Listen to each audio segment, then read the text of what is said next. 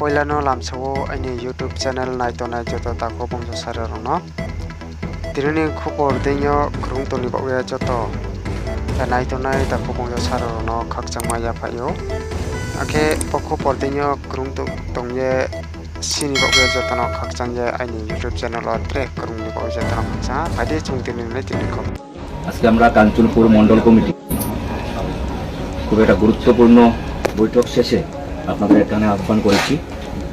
আজকে আমাদের এই সাংবাদিক সম্মেলনে আমাদের মধ্যে রয়েছেন আমাদের বুথ কমিটির সকল সভাপতি, শক্তি কেন্দ্রের প্রমুখ, আমাদের মোর্চার সভাপতি, সাতটা মোর্চার সভাপতি, আমাদের মন্ডল কমিটি, আমাদের জেলা স্তরীয় নেতৃত্ব, প্রদেশ স্তরীয় যত নেতৃত্ব রয়েছে কাঞ্চনপুরে সবাই এখানে উপস্থিত রয়েছেন।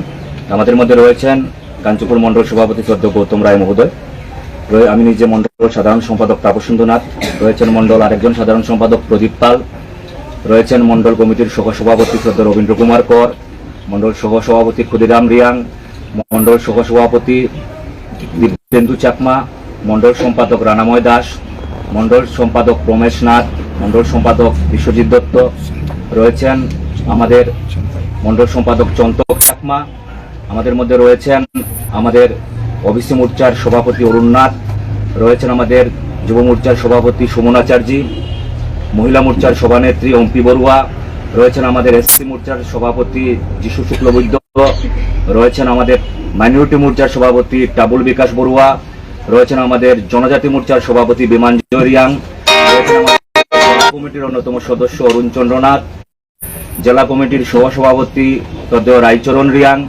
আমাদের মধ্যে রয়েছেন প্রদেশ মহিলা মোর্চার সম্পাদিকা দীপিকা বড়ুয়া সহ ভারতীয় জনতা পার্টির কাঞ্চনপুর মন্ডলের যত নেতৃত্ব রয়েছেন।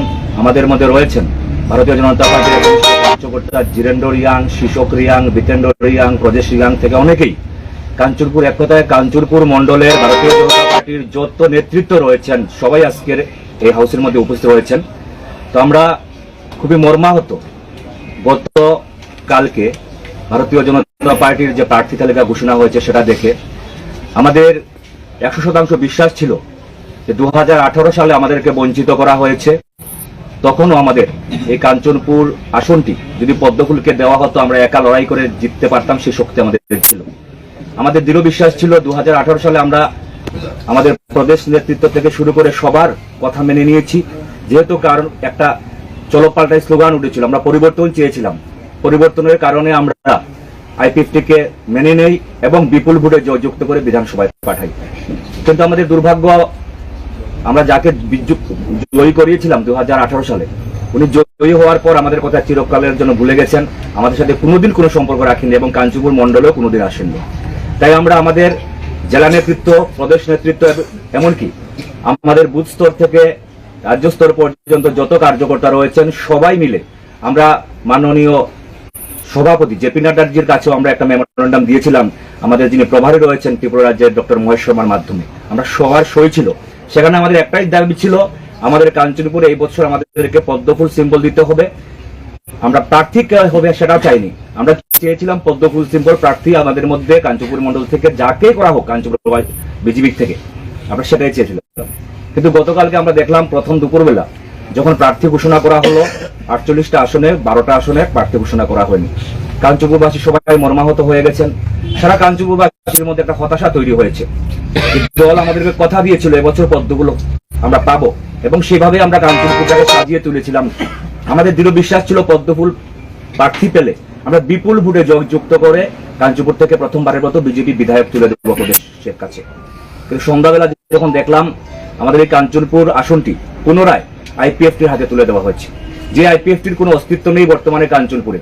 যিনি প্রেম কুমার রিয়াং মন্ত্রী রয়েছেন, ওনার সাথে যারাই কার্যকর্তা ছিল সমস্ত কার্যকর্তা দফায় দফায় ভারতীয় জনতা পার্টিতে যোগদান করেছেন। প্রায় 7000 আইপিএফটি কার্যকর্তা এখন পর্যন্ত ভারতীয় জনতা পার্টিতে যোগদান করে নিয়েছেন। সমস্ত আইপিএফটি নেতৃত্ব বর্তমানে ভারতীয় জনতা পার্টির হয়ে কাজ করছে। এমত অবস্থায় এমন একজনকে প্রার্থী করা হয়েছে যার কোনো সংগঠন কাঞ্চনপুরে নেই। 200 মানুষও আইপিএফটির সমর্থক নেই কাঞ্চনপুরে। সেই অবস্থায় কাঞ্চনপুরবাসী বারবার আমাদেরকে ফোন করছে যে আমরা কেউ এই সিদ্ধান্ত মেনে নিতে পারছি না, মনে আঘাত পেয়েছে সবাই। তাই আমরা কাঞ্চনপুর মন্ডল সকাল থেকে দফায় দফায় বৈঠক করছি, সবাই মিলে আমরা একটা সিদ্ধান্তে উপনীত হয়েছি যে আগামী বিধানসভা নির্বাচনে কাঞ্চনপুরের কে রক্ষা করার স্বার্থে, আমাদের সংগঠনকে রক্ষা করার স্বার্থে আমাদের কি পদক্ষেপ নেওয়া উচিত সেই বিষয়ে আমরা চুলচেরা বিশ্লেষণ করেছি।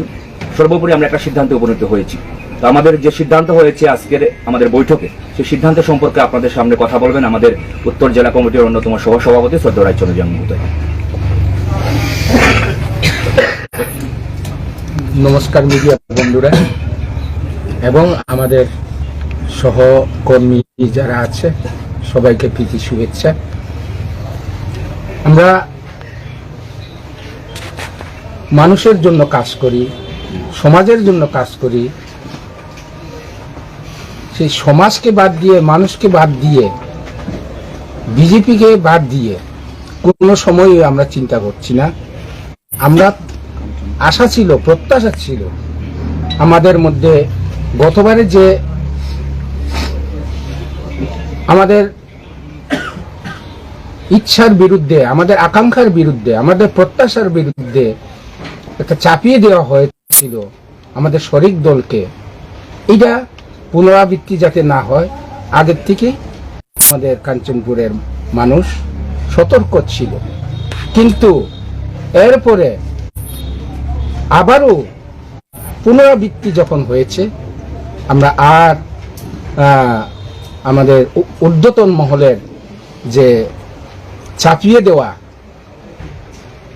যে বিষয়, সেটার সাথে আমরা সহমত পোষণ করতে পারিনি, আমরা সহমত হতে পারিনি। কাজেই সর্বস্তরের কর্মী নেতৃত্ব ওনারা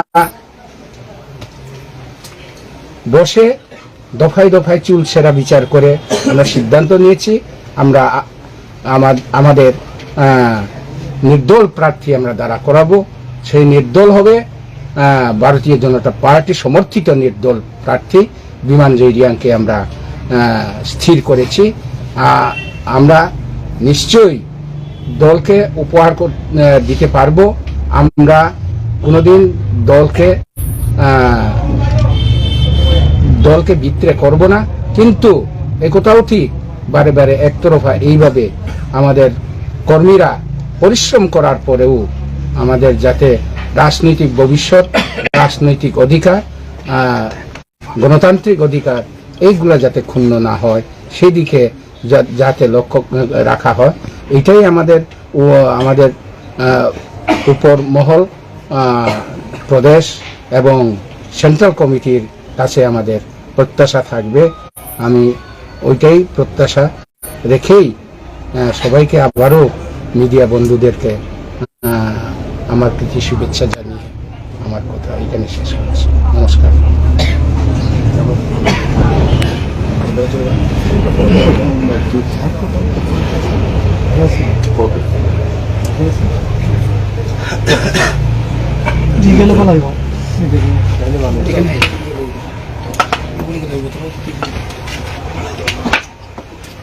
দণ্ডাইটা হল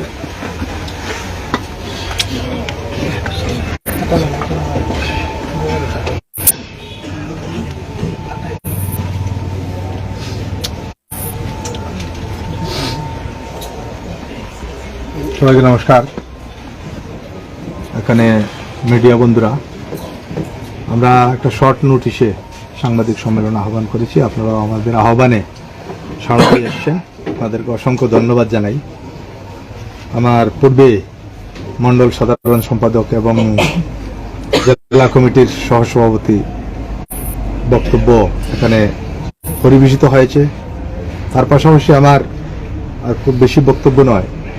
আমরা বিগত 18 বিধানসভা নির্বাচনের পর আমরা দেখেছি, আমরা মেনে নিয়েছিলাম প্রেম কুমার রিয়াংকে, কিন্তু উনি আমাদের সাথে কোনো ধরনের সহযোগিতার হাত বাড়িয়ে দেননি। কাঞ্চনপুরের যারা ভারতীয় জনতা পার্টির কর্মী, তারা আসলে হোপলেস ছিল।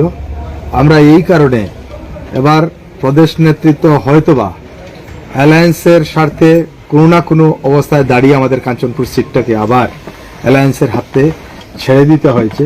এটা বৃহৎ বিষয়।